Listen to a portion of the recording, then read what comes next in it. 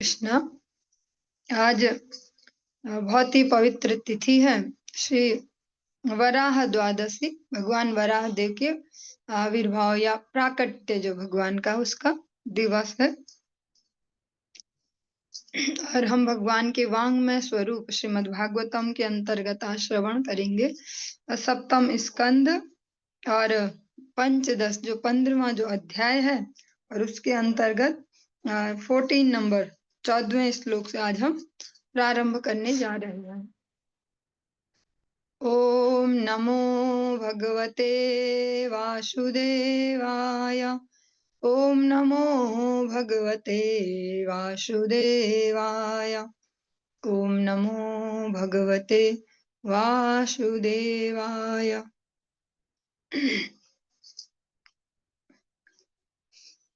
महाराज युधिष्ठिर को नारद जी धर्म उपदेश कर रहे हैं। यस्त्विच्छया कृतः पुंभिराभासो याश्रमात् पृथक् स्वभाव विहितो धर्मः कस्य नेष्टः प्रशान्तये। ऐसी कोई भी बनावटी धार्मिक प्रणाली जो ऐसे व्यक्ति द्वारा बनाई गई हो जो जानबूझकर अपने आश्रम के नियत कर्तव्यों की उपेक्षा करता है, वह आभास कहलाती है।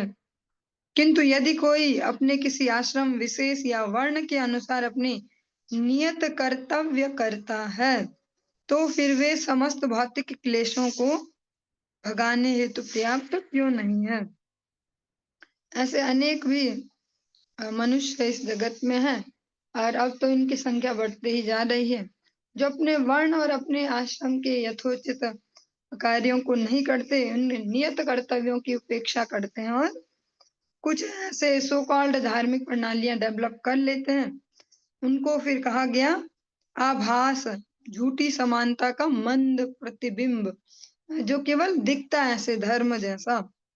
इन सभी को ही श्रीमद् भागवतम प्रारंभ में धर्मो ही प्रोचित कहतव, इसको इस प्रकार से कहती है कि ये सब कहतव धर्म है। और यदि कोई अपने वर्ण और आश्रम के अंतर्गत जो उनमें करणीय कर्तव्य है उनको ठीक से पालन कर रहा हो, तो वो भौतिक क्लेशों को नहीं भोगता। धर्मार्थमपि नेहेत यत्रार्थम वा धनो धनम अनिहानि हमानस्य महाहेरिव वृत्तिदा। निर्धन होकर भी मनुष्य को अपने शरीर निर्वाह हेतु या विख्यात धर्मज्ञ बनने हेतु अपनी आर्थिक दशा सुधारने का प्रयत्न नहीं करना चाहिए।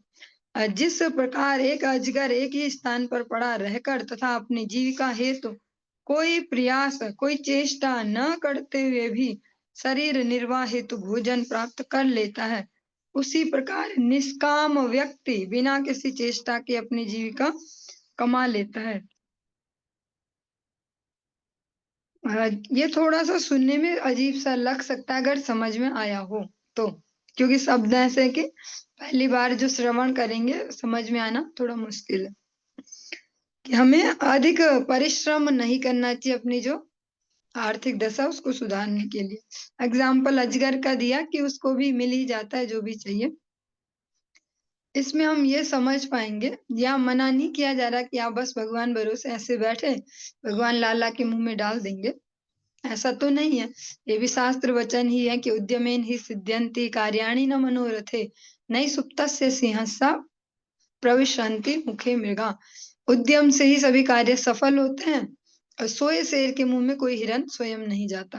ऐसा हमने बचपन से अनेक नीति वचनानी या इस प्रकार से श्रवण किए हैं।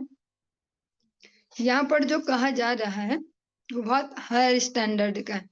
मीन्स अपने निजी इंद्रिय तर्पण के लिए ही गधे वाली मेहनत ना की जाए, ये कहा जा रहा है।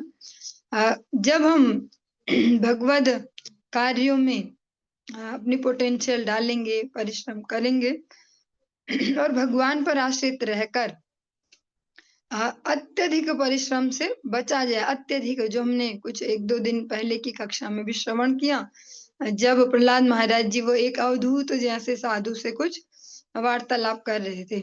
अति परिश्रम से बचने को कहा गया, क्योंकि केवल धनोपार्जन के लिए अति परिश्रम करेंगे तो आध्यात्मिक जीवन में जो रस है उससे हम निरस हो जाएंगे और उसकी ओर कभी हमारा मन नहीं जाएगा।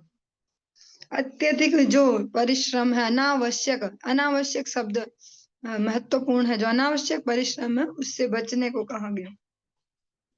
संतुष्टस्य निरीहस्य स्वात्मा रामस्य यत् सुखम कुतस्तत् कामलोभेन धावतो अर्थे हयादिशः।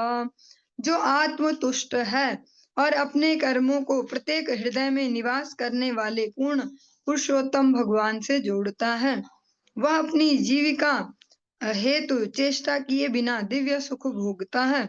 भला उस भौतिकवादी हेतु ऐसा सुख कहाँ, जो विषय तथा लोभ से प्रेरित रहता है और जो धन जोड़ने की इच्छा से सभी दिशाओं में भटकता रहता है। जो परमात्मा विहीन संस्कृति है उसके विषय में ये कहा जा रहा है, हम सब इसको अपने अपने जीवन में न जोड़ते जाएं क्योंकि भगवत कृपा से, गुरु वैष्णव कृपा से हम सभी उनकी अहेतुकी करुणा से इस प्रोसेस में चल रहे हैं कि मां मनुष्मर युद्ध च तस्मात् सर्वेषु कालेषु मां मनुष्मर युद्ध च। पहले भगवान का नाम जप कर लें जितना आवश्यक है एक दिन के लिए, जितना अति आवश्यक है उतना कर लें और उसके उपरांत अपने कार्यों को करें। यह ऐसी जीवात्माओं के लिए कहा गया जो आध्यात्मिक जगत से पूर्णतः अनभिज्ञ हैं और भौतिक जगत के लिए कठोर परिश्रम करने में लगे हैं। उनकी तुलना की गई ऐसे एक आत्माराम व्यक्ति से जो भगवत सेवाओं में निरंतर रहता है, अपनी भौतिक उन्नति के लिए अधिक परिश्रम नहीं करता। इसका मतलब ये नहीं है कि वो आलसी है, वो उस परिश्रम को भगवत कार्यों में करता है, जिसको एक भौतिकतावादी अपने इंद्रिय तर्पण के साधनों को जुटाने में करते हैं। उन दोनों के जो आनंद है, सुख है, उनकी कोई तुलना नहीं है। जो भगवत राज्य में कार्य कर रहे हैं उनका आनंद असीम है, और जो अपने निजी इंद्रिय तर्पण के लिए रात दिन कठोर परिश्रम कर रहे हैं उनका जो सुख है वो ससीम है, वो थोड़ा सा ही। सदा संतुष्ट मनसः सर्वा शिवमया दिशः शर्करा कंटका दिव्यो यथोपान नत्पदः शिवम। जिसके पाँव में अच्छे जूते हों, चरण पादुका हो, उसे कंकड़ पत्थरों तथा कांटों पर चलने का भी कोई भय नहीं लगता, उसके लिए सब कुछ कल्याणमय है। इसी प्रकार जो सदैव आत्मतुष्ट रहता है उसे दुख नहीं सताते, वह सर्वत्र सुख का अनुभव करता है। बहुत ही प्रैक्टिकल सा जो हम अपने डेली लाइफ में देख सकते हैं, ऐसा एग्जाम्पल दिया गया। अच्छी क्वालिटी के ठीक से जिनके सोल ठीक हो, मजबूत, ऐसे अगर हमने जूते पहने हो तो कंकड़ पत्थर कैसी भी पथरीली जमीन हो, कंटीली हो, चलने में थोड़ा सा भी नहीं हिचकेंगे, बढ़िया से दौड़ेंगे, अरे मजा आ रहा है। ऐसे ही जो भगवत सेवा के कारण आत्म संतुष्ट हैं उनको कोई भौतिक दुख नहीं सताते, वह सर्वत्र सुख का अनुभव करते हैं हमेशा। वो ऐसे, हाँ, ठाकुर जी की कृपा से सब सही है, वो रोना नहीं रोते फिरते सब पे ऐसा वैसा ऐसा वैसा, जबकि भौतिक प्रकृति तो सबके लिए कार्य कर ही रही है, पर वो रोना नहीं रो रहे होते हैं। वो भगवान की कृपा से उसको हैंडल करना, टैकल करना सीख जाते हैं। संतुष्टः केन वा राजन् वर्तते तापि वारिणा औपस्थ्य जयव्य कार्पण्याद ग्रहपालायते जनः। हे राजन, आत्मतुष्ट व्यक्ति केवल जल पीकर भी सुखी रह सकता है, किंतु जो व्यक्ति इंद्रियों द्वारा चालित है, विशेष रूप से जो जीव और जनन इंद्रियों के वश में होता है, उसे अपनी इंद्रियों की तुष्टि हेतु घरेलू कुत्ते का पद स्वीकार करना पड़ता है। थोड़ा सा सुनने में कठोर सा है। अब कुछ जो ये अंतिम शब्द है इससे स्मरण हुआ। एक व्यक्ति थे, हम कोई कार्य कर रहे थे, उसमें टीम मेंबर में से एक व्यक्ति थे, तो उन्होंने एक बार कुछ लाइन कही, वो इस प्रकार से हमेशा स्मरण रहती है, वो उनका अनुभव होगा। या उस एंगल से समझा होगा जीवन को। कहते हैं अगर सुखी रहना है ना गृहस्थी में, तो घर में ना कुत्ता बन के रहो, ऐसे। जो भी आशय रहा होगा कि पत्नी की बातें मानो, ऐसा जो भी। पर उन्होंने ठीक यही एग्जाम्पल दिया था कि बस घर में अगर चैन से रहना है तो भी कुत्ता बन के रहना पड़ेगा। यही यहाँ पर एग्जाम्पल दिया गया, तो कुत्ता बनकर किनको रहना पड़ेगा। कहीं न कहीं शास्त्र हम सबके मनोदशा और सब जानते ही हैं। हर समय-समय में जैसे मनुष्य होंगे, उनकी वृत्तियाँ होंगी, सब जानते, इसीलिए इतने टफ से और स्ट्रॉन्ग शब्द भी कहीं-कहीं यूज़ किए गए। जो आत्म संतुष्ट व्यक्ति है, जिसका सर्वे इंद्रियोपशांत्या च, ऐसे जो व्यक्ति हैं, वो हमेशा प्रसन्न रह सकते हैं हर परिस्थिति में। लेकिन जो विशेषकर 2 इंद्रियों को यहाँ पर स्पष्टतया उल्लेख किया गया। हम जब श्रवण करते हैं उपदेशामृतम, आप सभी सायंकालीन कक्षा में उपदेशामृतम का अध्ययन कर रहे हैं। उसमें स्पष्ट हम श्रवण करते हैं, वाचो वेगा, मनसा क्रोध वेगा, जीवा वेगा, उदरो उपस्थ वेगा। इनमें से जो जीवा वेग और उपस्थ वेग, इन दोनों का यहाँ पर वर्णन किया गया। जो इन दोनों से ज्यादा ही परेशान है, अपनी जीभ से, अपनी उपस्थ इंद्री से, उनको वो कुत्ता बन के रहने वाला सीन है। उनको फिर रहना पड़ता कुत्ते जैसा बन के। क्योंकि जीव और ये उपस्थ इंद्री सबसे प्रबल है हमारी सारी इंद्रियों में। जो इनके मारे मर चुके हैं, उन्हें फिर दास बनकर ही रहना पड़ेगा और फिर वो कुत्ते जैसी ही गति होगी। स्पष्ट, बहुत सुंदर सा एग्जाम्पल है कि कुत्ते जैसी गति। असंतुष्टस्य विप्रस्य तेजो विद्या तपो यशः श्रवन्तीन्द्रिय लौल्येन ज्ञानं चैवाव क्रीयते। भक्त या ब्राह्मण जो आत्मतुष्ट नहीं होता, उसकी आध्यात्मिक शक्ति, विद्या, तपस्या तथा कीर्ति उसकी इंद्रिय लोलुपता के कारण क्षीण हो जाते हैं और उसका ज्ञान सने सने लुप्त हो जाता है।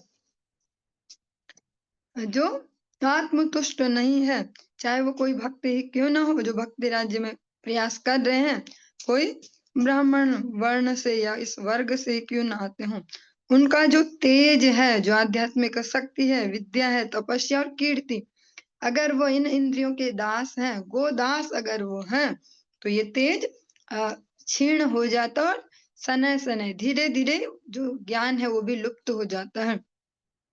इसको ऐसे भी समझेंगे, थोड़ा डिफरेंट सा एग्जाम्पल हो सकता है। जब तक ब्रह्मचर्य अवस्था में, तब तक जो ज्ञान संग्रह की जो अवस्था है वो बहुत तीक्ष्ण होती है व्यक्ति की, बहुत अच्छे से जल्दी कुछ भी कैच कर सकता है। एक बार ग्रस्त में गए और फिर ग्रस्त में जाने के बाद, उसके बाद फिर अपनी जो स्मरण शक्ति है, मेधा है, सूक्ष्मता है, जो ज्ञान अर्जन की, वो क्षीण होते जाती है। जो जितना इंद्रियों के दास होते जाते हैं, जो जितना कह सकते हैं अनाचार युक्त होकर अपने जीवन को जीते हैं, उनका फिर ये जो तेज है, ओज है, वो उतना ही क्षीण होते जाता है। कामस्यान्तं हि श्रितभयां क्रोधस्य तत्फलोदयात् जनो याति न लोभस्य जित्वा भुक्त्वा दिशो भुवः। भूख तथा प्यास से पीड़ित मनुष्य की प्रबल शारीरिक इच्छाएं तथा आवश्यकताएं भोजन कर लेने के पश्चात निश्चित रूप से तुष्ट हो जाती हैं। इसी प्रकार यदि कोई अत्यंत क्रोधित होता है तो प्रताड़ना तथा उसके फल द्वारा क्रोध तुष्ट हो जाता है। परंतु जहां तक लालच की बात है, यदि लालची व्यक्ति संसार की संपूर्ण दिशाओं को जीत ले या संसार की प्रत्येक वस्तु का भोग कर ले, तो भी वह संतुष्ट नहीं होता। बहुत ही प्रैक्टिकल से एग्जाम्पल है, हम सभी तुरंत ही इससे रिलेट कर सकते हैं। अगर जैसी शारीरिक कुछ इच्छाएं हैं, भूख है, प्यास है, तो भोजन कर लो, वो संतुष्ट हो गए। जल पी लिया छक करके, तो वो भी तुष्ट हो गई, शुद्ध। कोई बहुत क्रोधित सा व्यक्ति है, उसको फिर उसके क्रोध का जो कोई रिजल्ट दे दे, खूब सुना दे उसको, या जो भी रिजल्ट है उससे उसका कुछ नुकसान हो जाए, तो वो भी ठंडा हो जाता है। लेकिन लालच, जो लोभ है, उसके लिए कहा गया वो कभी संतुष्ट नहीं होता। जो लोभी व्यक्ति है, चाहे वो संपूर्ण दिशाओं को जीत ले। एक चैप्टर था हमारे पास 5th क्लास में, हिंदी में, जमीन की भूख उसका टाइटल था। अदीना नाम के एक गरीब से व्यक्ति का उसमें वर्णन था। उसको एक दिन अवसर मिला कि वो सुबह अरुणोदय से जब सूर्य उगता है और शाम तक जब तक वो ढलेंगे, तब तक जितना दौड़ ले, जितनी जमीन में वो दौड़ के और वापस वापस स्टार्टिंग पॉइंट पे वापस पहुंच जाए, उतनी जमीन उसकी हो जाएगी, बस उसकी ही हो गई है। उसके पास कुछ भी नहीं था। वो उसको बहुत ही स्वर्णिम अवसर लगा कि अरे वहां बहुत सारी नाप लूंगा। पहले सोचा 1 बीघा 2 बीघा, ऐसा जो अपनी लिमिट के हिसाब से दौड़ना जब प्रारंभ किया। जितना वो दौड़ते जा रहा है, थकान तो लगी रही है, पर जितना वो दौड़ते जा रहा तो वो देख रहा, ओ 1 बीघा हो गया, अभी टाइम है, थोड़ा सा 1 बीघा और, थोड़ा सा और दौड़ लगाता हूँ, फिर ये भी हो जाएगा, थोड़ा वो भी हो जाएगा, सेट हो जाएगी लाइफ। फिर जैसे-जैसे दौड़ते जा रहा, वो और भाग रहा, वो और भाग रहा उस ओर। जैसे कहते हैं ना इंद्रियों का घर्षण, हमारी जो इंद्रियों में जो खुजली है एक तरीके से, जैसा हमने श्रवण किया प्रहलाद महाराज जी के प्रसंग में भी, वो बढ़ते जाएगी खुजाने से, ऐसे ही। वो भागते जा रहा, उसकी वो भूख बढ़ते जा रही। टाइटल ही है जमीन का भूख। भागते गया, भागते गया। अब उसके जो सेंस है, जो माइंडसेट है, उसने काम करना बंद कर दिया कि अब तो दोपहर हो चुकी है, यहाँ से वापस भागूं, इतना ही, वापस भी तो दौड़ना है। फिर वो सोच रहा थोड़ा सा और बस वहां से वापस, वापस तो मैं तेजी से दौड़ लूंगा, थोड़ा सा और।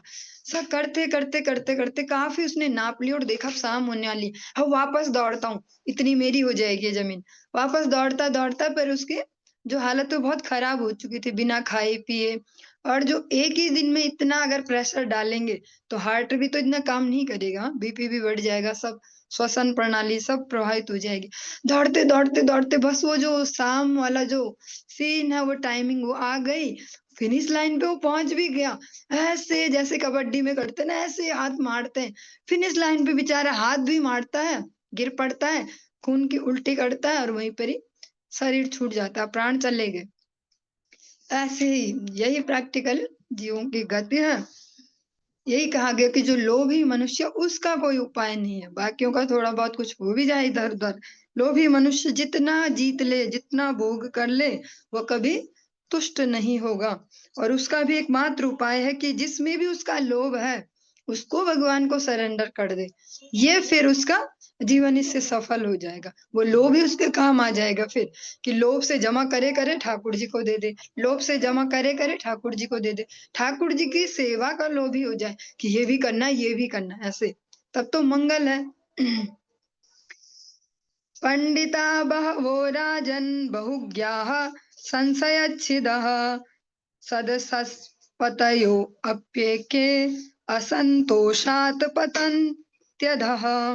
हे राजा युधिष्ठिर, अनेक अनुभवी व्यक्ति, अनेक विधि सलाहकार, अनेक विद्वान तथा विद्वत सभाओं के सभापति बनने योग्य अनेक व्यक्ति अपने अपने पदों से संतुष्ट न होने के कारण नारकीय जीवन में जा गिरते हैं।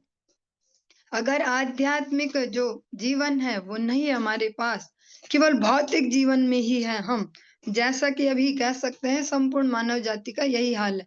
0.0001 ऐसे करके कुछ मनुष्य हैं जो भगवत भक्तों की कृपा से भक्ति राज्य में लगते हैं, वरना सभी इसी स्थिति में ही है। महाराज युधिष्ठिर से नारद जी कहते हैं कि अनेक अनेक अनुभवी, बहुत सारे एक्सपीरियंस्ड हैं जो अपने अपने फील्डों में, हाँ, बहुत ज्ञानी हैं, विद्वान हैं। ऐसे ऐसे व्यक्ति भी जो बड़ी बड़ी गद्दियों पर बैठे हैं, वे भी असंतुष्ट नहीं हो पाते अपनी स्थितियों से और नारकीय जीवनों में जा गिरते हैं। संतुष्ट नहीं होंगे तो ऐसी ही क्रियाएं करेंगे जिनसे नीचे की ओर जाना पड़े, अधोगति की ओर। क्योंकि संतुष्टि तो जो आत्मा राम है, पूर्ण काम है, ऐसे जो भगवान है, जब यज्ञों को भी पूर्णाहुति की जाती है तो भगवान की स्तुति की जाती है, ओम पूर्णमद, इस प्रकार से। भगवान ही पूर्ण काम है आत्मा का। जो भगवान के शरण में आते हैं उनमें ही ये संतुष्टि वाला फीचर ऐड हो पाता है। भगवान की शरण में नहीं है तो कितना ही कर ले, न तो कह सकते हैं संतुष्टि आ पाएगी, और न फुलफिलनेस, ऐसा नहीं लगेगा कि हाँ कुछ है हम पे। फिर निम्न गतियों की ओर ही हमारी दिशा बढ़ेगी।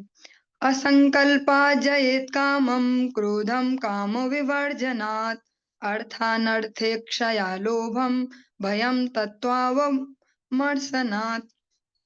संकल्प पूर्वक योजनाएं बनाकर मनुष्य को इंद्रिय तृप्ति की काम पूर्ण इच्छाएं त्याग देनी चाहिए। इस प्रकार ईर्ष्या त्याग कर क्रोध पर विजय प्राप्त करनी चाहिए।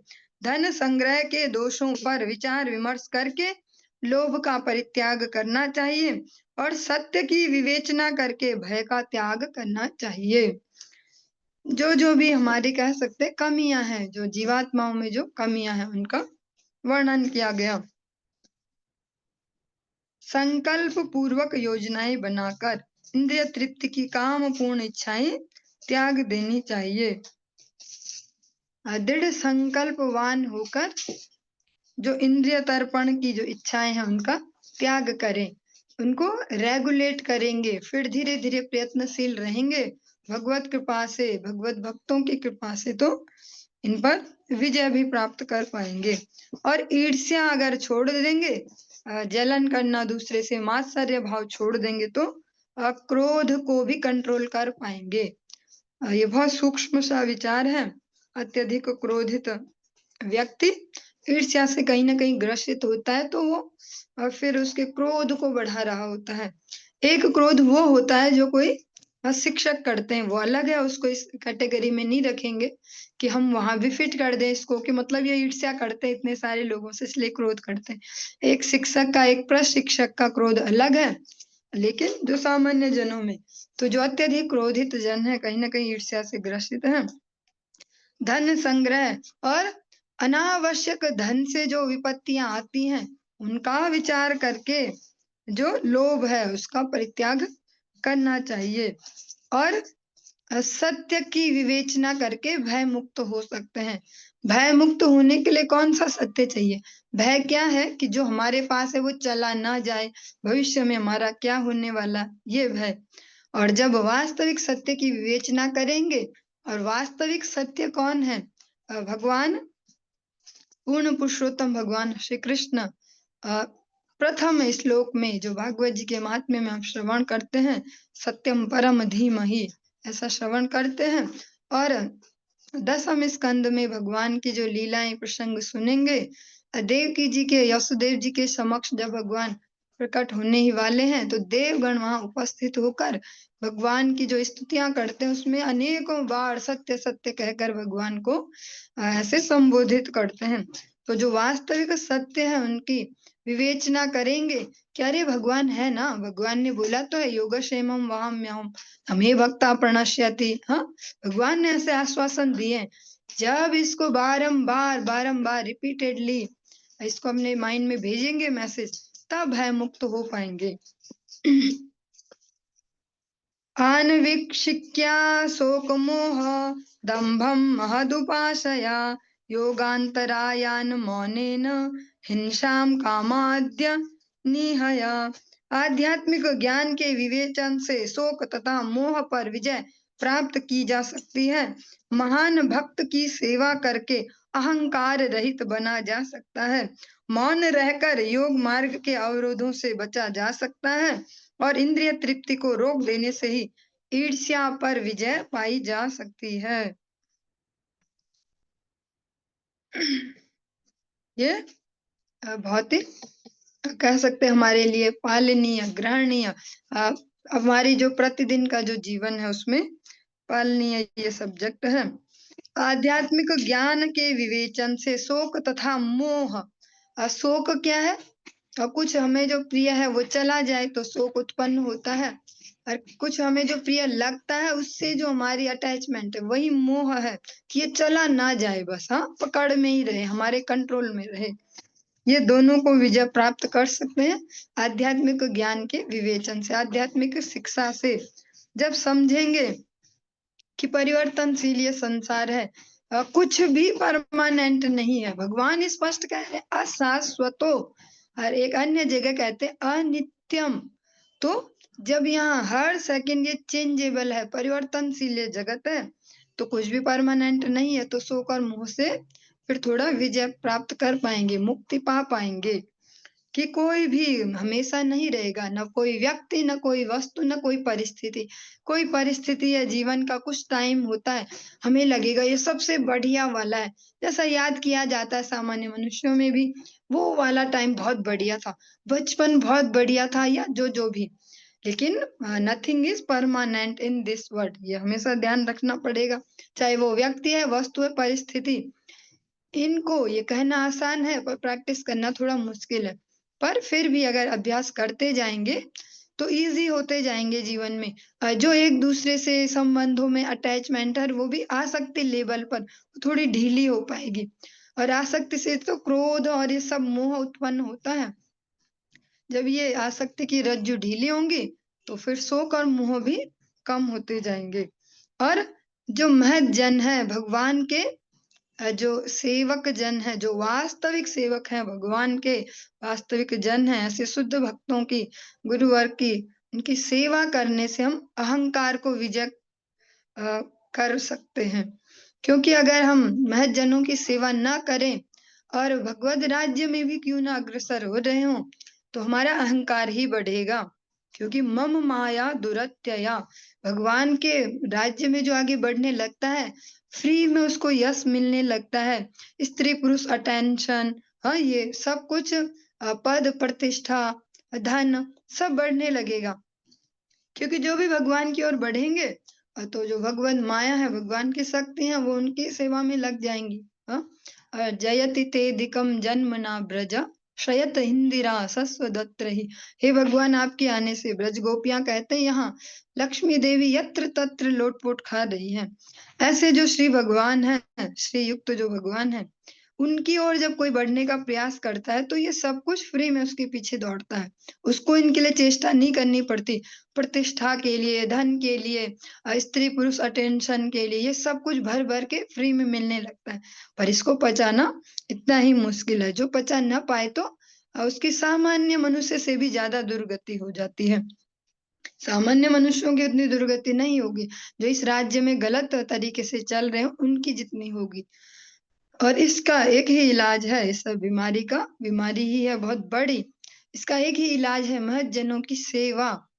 सेवा में अपने तन मन धन को घिसा जाए और तब जाके उस ईगो को, उसको हम थोड़ा कंट्रोल कर पाएंगे, पचा पाएंगे, जो भगवान प्रतिष्ठा देंगे भर भर के। वरना बहुत मुश्किल है पचा पाना। मौन रहकर योग मार्ग के अवरोधों से बचा जा सकता है। और अनावश्यक अगर बोलेंगे नहीं, केवल भगवत नाम, भगवत कथा, भगवत चिंतन, यही चर्चा चलाएंगे, तो फिर जो अनेक अनेक हमारे योग मार्ग से रिलेटेड जो भी अवरोध हैं वो नष्ट हो जाएंगे। और इंद्रिय तृप्ति को रोक देने से ही ईर्ष्या पर विजय पाई जा सकती है। और इंद्रिय तर्पण में ज्यादा एंगेज ना रहेंगे अगर, तो ईर्ष्या कंट्रोल होगी। दोनों ही एक दूसरे के पूरक हैं, ईर्ष्या और इंद्रिय तर्पण। ये बहुत सूक्ष्म विषय है, इसीलिए बहुत ज्यादा जोर दिया जाता है मात्सर्य पे। सारे दोषों में सबसे अगर राजा कहे तो मात्सर्य ही है, किसी से ईर्ष्या करना। जबकि सामान्य जीवन में इतना बड़ा इसको नहीं समझते कि वो जलनखोर है, वो ऐसा ऐसा। लेकिन सबसे बड़ा दोष मात्सर्य का है। जो मात्सर्य में फंस जाते हैं वो फिर भगवत राज्य में ज्यादा दूर तक नहीं जा पाते। शोकामर्षादभिर्वैराक्रांतं यस्य मानसं कथम तत्र मुकुंदस्य स्फूर्ति संभावना भवेत्। रूप गोस्वामी जी स्पष्ट कहते हैं। मात्सर्य को भी यहाँ पर लिया गया है। ईर्ष्यालु जो होते हैं वो भगवत राज्य में ज्यादा दूर तक नहीं जा पाएंगे। और भगवत राज्य में नहीं जा पाएंगे तो इंद्रिय तर्पण में ही जाएंगे। दो ही ऑप्शन है, या तो इधर जाएं या इधर जाएं। तो और दूसरे एंगल से समझें, जितना हम अपनी इंद्रियों का दमन करते जाएंगे उतना ईर्ष्या रहित होते जाएंगे। इंद्रियों का दमन अगर करेंगे भगवान को सेंटर में रख कर, तो फिर ईर्ष्या है वो कंट्रोल हो पाएगी। उस तपस्या से हृदय का शुद्धिकरण होगा। जितना अनावश्यक बोलेंगे नहीं, अनावश्यक खाएंगे नहीं, ऐसे अलग अलग इंद्रियों के जो विषय हैं उनको अनावश्यक ग्रहण नहीं करेंगे तो हृदय निर्मल होगा। इसीलिए जो भोजन है उसका भी बहुत बड़ा रोल है इसमें। अ, जैसा भी हम भोजन करते हैं, उससे भी हमारी भावनाएँ डेवलप होती हैं। जब हम इसमें शुद्धिकरण की प्रक्रिया ऐड कर देते हैं, चयन करते हैं कि भगवान को जो देंगे उसको ही पाएँगे, उसके अतिरिक्त तो कुछ नहीं। तो फिर सर्व इंद्रियों को शांत्या च, सब इंद्रियाँ तुष्ट होना प्रारंभ हो जाती हैं। जब तक हमने ऑप्शन रखे हैं, जैसे फॉर एग्ज़ाम्पल कि कोई शॉप है, वहाँ पर कुछ मिलता हो खाने-पीने का, कोई रेस्टोरेंट हो। अच्छा, लहसुन-प्याज़ तो नहीं है इसमें, तो खा सकते हैं ऐसे। ऐसे अगर छोटे-छोटे जो नए-नए भक्तों को थोड़ा अजीब-सा लग सकता है। जितना आपकी सामर्थ्य में उतना पचा लें, वरना इग्नोर कर दें इस बात को।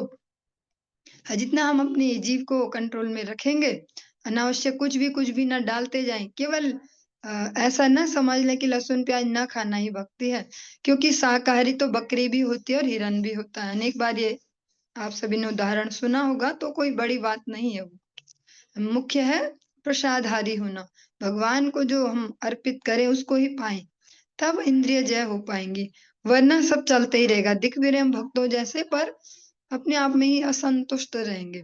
इंद्रियाँ तुष्ट ही तभी होंगी जब भगवत सेवा को सेंटर में रखेंगे, भगवान का प्रसादहारी बनेंगे। शाकाहारी, मांसाहारी ये वाला टॉपिक नहीं है, प्रसादहारी। प्रसादहारी बनेंगे तो प्रैक्टिकली अपने-अपने हृदयों में इस अंतर को अनुभव कर पाएँगे। प्रसादहारी ही बनेंगे तो देख पाएँगे कि अब पहले से शांत चित्त है, माइंडसेट थोड़ा स्ट्रॉन्ग होते जा रहा है, स्थिर होते जा रहा है मन, बुद्धि।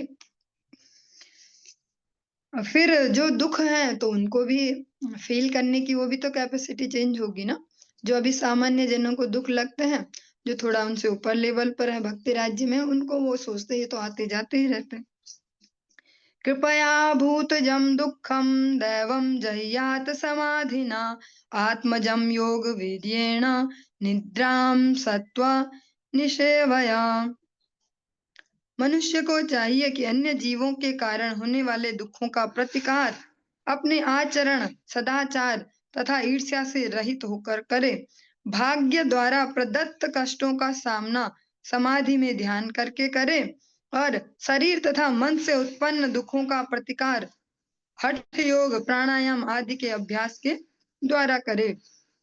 इसी प्रकार विशेष रूप से भोजन के संदर्भ में सत्व गुण का विकास करके निद्रा पर विजय पाई जाए।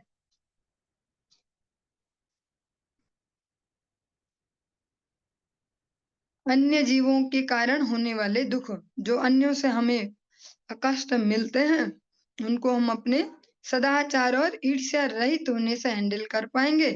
जो भाग्य द्वारा प्रदत्त कष्ट हैं, जो कभी-कभी आ जाते हैं समय-समय पर, उनको धैर्य से कर पाएँगे। भगवत स्मरण को यहाँ पर दिया गया ध्यान, समाधि, लेकिन इस युग में ध्यान किया नहीं जा सकता, ध्यान रखा जा सकता है। भगवत नाम में स्थिर होंगे तो इनको भी सहन कर पाएँगे और शरीर और मन से उत्पन्न दुखों का प्रतिकार हठ योग, प्राणायाम के अभ्यास द्वारा करें। ये जो एक छोटे लेवल पर चलता है कि थोड़ा बहुत साँस-प्रश्वास पे ध्यान दो, अनुलोम-विलोम ऐसा।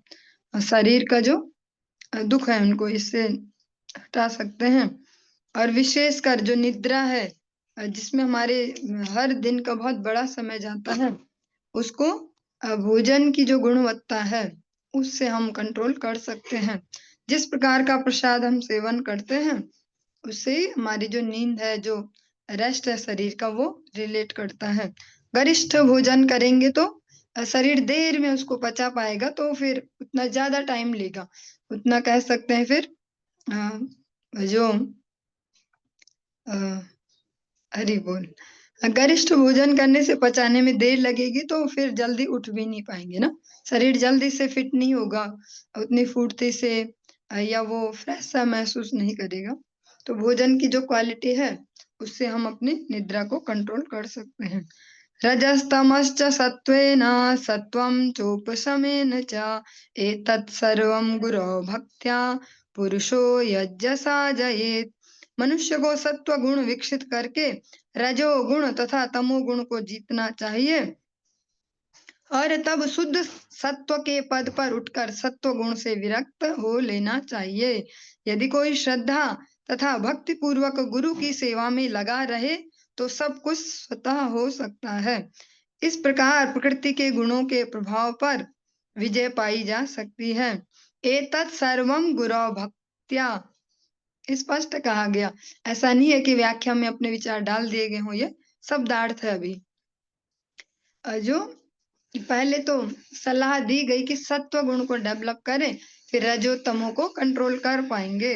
और फिर सत्व ही यहाँ पर मेन नहीं लिया गया, एक विशुद्ध सत्व भी होता है।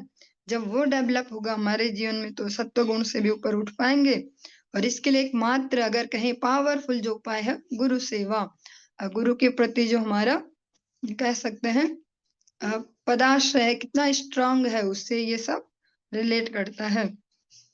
इसीलिए जो रूप गोस्वामी जी भक्ति के 64 अंगों का विस्तार करते हैं। प्रहलाद महाराज जी ने 9 अंग बताए, भगवान राम भी सबरी माता जी को 9 अंग बताते हैं। लेकिन रूप गोस्वामी जी ने प्रैक्टिकली इस युग को देखते हुए, इस युग को देखते क्या हमेशा हमेशा में वो प्रासंगिक है। 64 अंगों को दिया, उनमें से जो स्टार्टिंग के 3 हैं वो गुरु तत्व से ही रिलेटेड है। जिनकी जितनी अपने गुरुदेव के प्रति श्रद्धा उत्पन्न होती जाए, सेवा भावना और प्रैक्टिकली सेवा करना कि क्या है उनकी सेवा, ये समझ पाए और वो कर पाए, तो उनके लिए ये सब इजी हो जाता है। तो सब कुछ स्वतः हो जाता है। श्रीमद् भागवतम कहता है तो खुद से हो रहा, फोर्सफुली नहीं हो रहा, फिर उन्हें जोर नहीं लगाना पड़ रहा ऐसा वैसा कुछ करने में। जब वो सही जगह इंगेज हैं महत जनों की सेवा में, तो सब कुछ स्वतः होते जाता है। और इस प्रकार प्रकृति के गुणों के प्रभाव पर विजय पाई जाती है। यस्य साक्षात् भगवती ज्ञानदीप प्रदे गुरो मर्त्या सद्धि अश्रुतं तस्य सर्वं कुंजर शौचवत्। गुरु को साक्षात परमेश्वर मानना चाहिए, क्योंकि वे साक्षात्कार हेतु दिव्य ज्ञान प्राप्त करते हैं।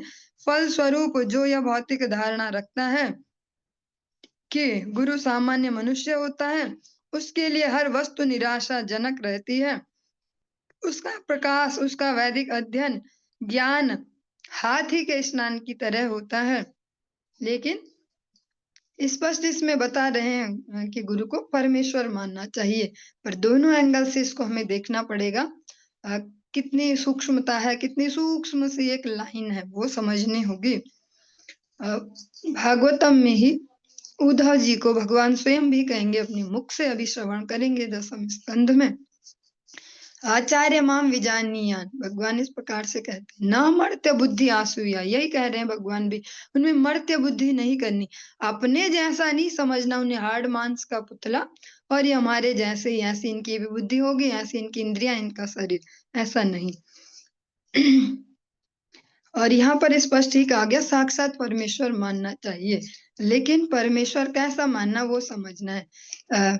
एक आजकल आप सुनते होंगे कीर्तन सा, ऐसा कीर्तन के नाम पर उसको गाया जाता है कुछ। चलिए आप लोग सभी अब तो मैच्योर हो चुके हैं, श्रवण करते करते डाइजेस्टिव सिस्टम भी मजबूत हो गया हो। जैसे हम कह देते हैं ना गुरु ब्रह्मा गुरु विष्णु, ऐसे, या आजकल कुछ कीर्तन भी ऐसे हाईलाइटेड है, हे गुरु ब्रह्मा हे गुरु विष्णु, ऐसा कुछ कुछ सारे तीर्थ धाम, ऐसा ये वाला एंगल नहीं है यहाँ पे शास्त्र का कि गुरु परमेश्वर है। परमेश्वर है, कैसे परमेश्वर है, बहुत ही सूक्ष्म लाइन है इसे बीच की। जैसे दो चीजों को हमें अलग अलग करना हो, एक पॉलीथीन भी अगर उनके बीच में ऐसा रख दे, एक पेपर भी, तो अलग अलग हो गई, ऐसी सूक्ष्म लाइन है ये गुरु तत्व को समझना। गुरु भगवान है पर भगवान नहीं है, दोनों ही बातें हैं और दोनों को ही समझना होगा। गुरु भगवान है, कैसे है, भगवान के अभिन्न प्रकाश विग्रह हैं, भगवान की जो करुणा है उसका मूर्त विग्रह है। मनुष्य शरीर में अगर भगवान हम पे करुणा करने आए तो वो गुरु होंगे, लेकिन वो साक्षात ऐसे भगवान नहीं है कि जैसा हम कह दे कि आप ही विष्णु भी हैं, आप ही ब्रह्मा भी हैं, आपकी महेश भी आप ही, हाँ ऐसे नहीं है वो। अब वो ऐसे भगवान नहीं है कि वो साक्षात कृष्ण ही हो गए, ऐसे भगवान नहीं है, वो सेवक भगवान है। ये बहुत सूक्ष्म सा विषय है और इसको समझना अत्यंत आवश्यक है, क्योंकि जैसी भी बाढ़ चल रही हो सोशल मीडिया पे आज के समय में, तो सब कुछ हम वहीं से ही सीखते हैं और उसमें ही बहते चले जाएं तो बहुत सारे अपराध बन सकते हैं। गुरु भगवान है पर वो सेवक भगवान है, जो भगवान के अभिन्न प्रकाश विग्रह हैं। संबंध ज्ञान प्रदाता जिनको हम कहते हैं, भगवान से संबंध स्मरण करवाते हैं, पर वो वैसे डायरेक्ट भगवान नहीं है, वो चतुर्भुज नारायण नहीं है, लक्ष्मीपति नारायण नहीं है। शब्द थोड़े अजीब से लग सकते हैं, पर एक ऐसे शब्दों से अंत स्पष्ट कर पाएंगे। वो ऐसे डायरेक्ट भगवान नहीं है, जैसे हम कह दे साक्षात गुरु ब्रह्मा है, गुरु विष्णु है, गुरु महेश है, ऐसे वो ऐसे भगवान नहीं है, वो सेवक भगवान है। श्री विग्रहाराधन नित्यानाना श्रृंगार तन्मन्दिरमर्जनादो युक्तस्य भक्तांश नियुज्यतोऽपि वन्दे गुरो श्री चरणारविंदम। विश्वनाथ चक्रवर्ती ठाकुर ने गुरुवाष्टकम हम सभी के लिए प्रदान किया है। उसके तृतीय जो तीसरा स्टैंजा है उसमें हम यही श्रवण करते हैं। जो स्वयं श्री विग्रहों की आराधन, मंदिर मार्जन, ये सभी सेवाएं स्वयं करते हैं। युक्तस्य भक्तांश नियुज्यतोपि, और अन्यों को, अपने भी जो आश्रित जन है उनको भी नियुक्त करते हैं दिव्य सेवाओं में, ऐसे गुरुदेव। तो ये बहुत ही सूक्ष्म सा अंतर है, पर समझना भी आवश्यक है। भगवान है भी और भगवान नहीं भी है, दोनों को समझना होगा। ये बहुत ही आवश्यक अंतर है, जो बहुत ही आवश्यक है समझने का। जो गुरुदेव में मनुष्य बुद्धि करते हैं, मर्त्य बुद्धि करते हैं, उनका जो भी ज्ञान अनुशीलन हो, जो कुछ भी जप तप ध्यान जो भी हो, वो हाथी के स्नान की तरह हो जाता है। हाथी स्नान करता है, फिर आता किनारे मिट्टी कीचड़ रेत जो भी मिले उसमें लोटपोट खा लेता है। तो जो गुरु में मर्त्य बुद्धि करते हैं उनकी यही गति होती है। अब मर्त्य बुद्धि को हम प्रैक्टिकली कैसे समझेंगे? हम अपने जैसा ही समझे उन्हें, और सोचे हम दो चार बातें उनके आगे बना लेंगे तो उनका भी ब्रेन वॉश कर सकते हैं, उनकी भी भावना इधर उधर कर लेंगे ऐसे ऐसे, या उनसे हम कुछ अपने भौतिक लाभ ले लें, कह सकते हैं उनके फेस वैल्यू को हम कैश कर लें कि हम इनके शिष्य हैं तो इसलिए हमारी भी जगत में इज्जत हो, सम्मान हो, पूजा हो, ऐसा इस प्रकार से गुरु में मर्त्य बुद्धि करना बहुत बड़ा अपराध है। फिर उनका परमार्थिक जो पथ है वो अवरोधित हो जाता, फिर आगे नहीं बढ़ सकते। ऐसा एक बहुत ही स्ट्रॉन्ग सा एग्जाम्पल, ऐसा आपने श्रवण किया ईश्वरपुरी पाद जो हैं माधवेंद्रपुरी जी के शिष्य, और अगर मैं सही हूं तो रामचंद्रपुरी दूसरे उनके ही शिष्य हैं। दोनों का अंतर देखा गया, दोनों की अपने गुरु के प्रति जो बुद्धि है, जो भाव है, उससे उनकी गतियां फिर डिफाइन हुई। जो ईश्वरपुरी जी हैं वे इसी प्रकार से भगवान के अभिन्न प्रकाश विग्रह समझकर उनकी सेवा करते हैं। उनका आज भी यशगान होता है। भगवान का साक्षात जो राधा कृष्ण मिलित तनु श्री गौर हरि है, उनके दीक्षा गुरुदेव उनको होने का सौभाग्य प्राप्त हुआ है, वो उनको सेवा मिली। और जो रामचंद्रपुरी है उनकी गति भी देखी गई कि गुरुदेव में मर्त्य बुद्धि करते हैं। उनका भगवान के लिए विरह में चिल्लाना देखकर सोचते हैं कि अपनी बीमारी से चिल्ला रहे हैं या कुछ परेशानी से चिल्ला रहे हैं। उनका जो विरह कातरता उनको ऐसी लगे, फिर उनकी भी दुर्गति देखी गई, वो परमार्थिक पद से च्युत हो गए, अलग से ही जो अपसंप्रदाय ऐसा कुछ डेवलप कर लिया। तो बहुत ही आवश्यक है इसको समझ पाना, इस सूक्ष्म अंतर को, कि भगवान है भी और भगवान नहीं भी है। एष वै भगवान साक्षात् प्रधान पुरुषेश्वरः योगेश्वरैर्विमृगया गृह्लोको यं मन्यते नरम्। पूर्ण पुरुषोत्तम भगवान श्री कृष्ण अन्य समस्त जीवों के तथा भौतिक प्रकृति के स्वामी हैं। श्रील व्यास देव जैसे महर्षि उनके चरण कमलों की चेष्टा करते हैं और उन्हें पूजते हैं, तो भी कुछ ऐसे अल्पज्ञ हैं जो भगवान श्री कृष्ण को सामान्य मनुष्य मानते हैं। ये जो हम सुन रहे हैं, नारद जी युधिष्ठिर महाराज को श्रवण करा रहे हैं, और अभी अभी राष्ट्रीय यज्ञ संपूर्ण हुआ है जिसमें प्रथम पूजा भगवान की गई। नारद जी कहते हैं कि जो भगवान है वे समस्त जीवों के, समस्त भौतिक प्रकृति के स्वामी हैं। व्यास देव जैसे महान महान ऋषि भी उनके चरण कमलों का पूजन करते हैं। लेकिन फिर भी कुछ ऐसे भी हैं अल्पज्ञ, कम बुद्धि वाले, जिन पे दिमाग कम है, ऐसे समझ सकते हैं। वे भगवान को भी सामान्य मनुष्य समझते हैं। इस प्रकार से भगवत गीता का एक सुंदर सा श्लोक है। अभी वर्डिंग मुझे एग्जैक्ट ध्यान नहीं आ रही, आती है तो मैं भी बोलती हूँ। भगवान कहते हैं कि मुझ में मर्त्य बुद्धि करते हैं। चलिए, श्लोक अभी थोड़ा सा माइंड से हो रहा। भगवान स्पष्ट कहते हैं कि मैं समस्त चराचर जीवों का उत्पन्न करने वाला पिता हूँ। फिर भी कुछ लोग मानुषीम तनुमाश्रिता, हाँ, वो फिर भी मुझ में मनुष्य बुद्धि करते हैं। ऐसे ही अल्पज्ञों को लेकर नारद जी भी कह रहे हैं कि वे भगवान श्री कृष्ण को सामान्य मनुष्य मानते हैं। जो वहां पर थे शिशुपाल, दंत वक्र, उनकी जो टोली है, जो मंडली है, उनका भी इसी प्रकार का भाव है। वो देख रहे हैं अपने सामने इतने इतने जो श्रेष्ठ जन है, भीष्म पितामह, अनेक अनेक ऋषि मुनि वहां पर हर लोकों से वहां श्रेष्ठ जन पधारे उस राष्ट्रीय यज्ञ में। सभी ने एक स्वर में भगवान को अग्र पूजा का अधिकारी माना। किंतु ये जो मंडली है, जो ये अलग से है, ये फिर भी सामान्य मनुष्य क्या उनसे भी निम्न मानते हैं कि ऐसा ही है, ये वैसा ही है, ये तो चोर है, इसने ऐसे किया, इसने वैसे किया। हाँ, तो भगवान स्पष्ट कहते हैं मानुषीम तनुमाश्रिता, मुझे मनुष्य बुद्धि करते हैं। षड्वर्ग संयम कांताः सर्वा नियम चोदनाः तदंता यदिनो योगाना वहे युह श्रमावह। अनुष्ठान जो कर्म कांड है, विधि विधान, तपस्या तथा योगाभ्यास, ये सभी इंद्रियों तथा मन को वश में करने के निमित्त हैं। किंतु इंद्रियों तथा मन को वश में कर लेने के पश्चात भी यदि वह परमेश्वर का ध्यान नहीं करता, तो ये संपूर्ण कार्यकलाप परिश्रम के अपव्यय मात्र हैं।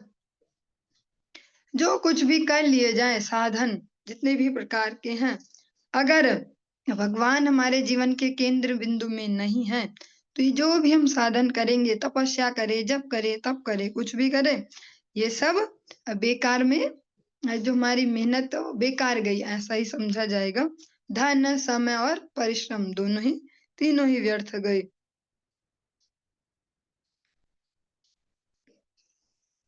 यथा वार्तादयो ह्यर्था योगस्यार्थं न बिभ्रति अनर्थाय भवेयुः स्म पूर्तमिष्टं तथा सतः। जिस प्रकार व्यावसायिक कार्यकलाप या व्यापार के लाभ किसी भी आध्यात्मिक उन्नति में सहायक नहीं बन सकते, अपितु वे भौतिक बंधन के कारण बन जाते हैं, उसी प्रकार वैदिक कर्म कांड ऐसे किसी व्यक्ति की सहायता नहीं कर सकते जो पूर्ण पुरुषोत्तम भगवान का भक्त नहीं है। फाइनली ऐसा ही समझ पाएंगे कि जो भगवान को जीवन के केंद्र में नहीं रखते, न तो आध्यात्मिक उन्नति को कभी प्राप्त कर पाएंगे, और न जो उनका भौतिक लाभ है, भौतिक जो संचय है, वो उनको उनका कल्याण कर पाएगा। जो वैदिक कर्म कांड हैं, चाहे लगे हमें ऐसा कि हमने ये करवाया, हमने वो करवाया, पर भगवान के लिए अगर शरणागति का भाव हृदय में नहीं है, तो वो वैदिक कर्म कांड जो फिक्स ही है कि ये करने से ये हो जाएगा, ये वाला जप करने से ऐसा होगा, पर वो भी नहीं होगा अगर भगवान के भक्त नहीं है। यश्चित्त विजये यत्तः श्यानिह संगो अपरिग्रहः एको विविक्त शरणो भिक्षुर्भक्ष्यमितासनः। जो मन पर विजय पाने का इच्छुक हो, उसे अपने परिवार का साथ छोड़ते हुए दूषित संगति से मुक्त होकर एकांत स्थान में रहना चाहिए। अपने शरीर के पोषण हेतु उसे उतना ही मांगना चाहिए जितने से जीवन की न्यूनतम आवश्यकताएं पूरी हो जाएं। इसको कह सकते हैं जो वानप्रस्थ और जो फाइनल आश्रम है, भक्ति आश्रम, संन्यास आश्रम, उसकी इस प्रकार से कहा गया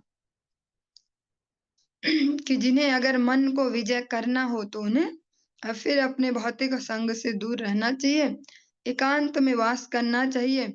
और एकांत अकेले को रहने को भी नहीं कहा जाएगा, एकांत में भक्तों का संग करें, भौतिकतावादी जो संग है उसका परित्याग करें, और जीवन के लिए जितना आवश्यक है, जो हमारी आवश्यकता है, केवल उनको ही संग्रह करें, उतना ही। चलिए, आज के इस प्रसंग को यहीं पर ही विराम देते हैं, आगे कल कंटिन्यू करेंगे। हरे कृष्णा।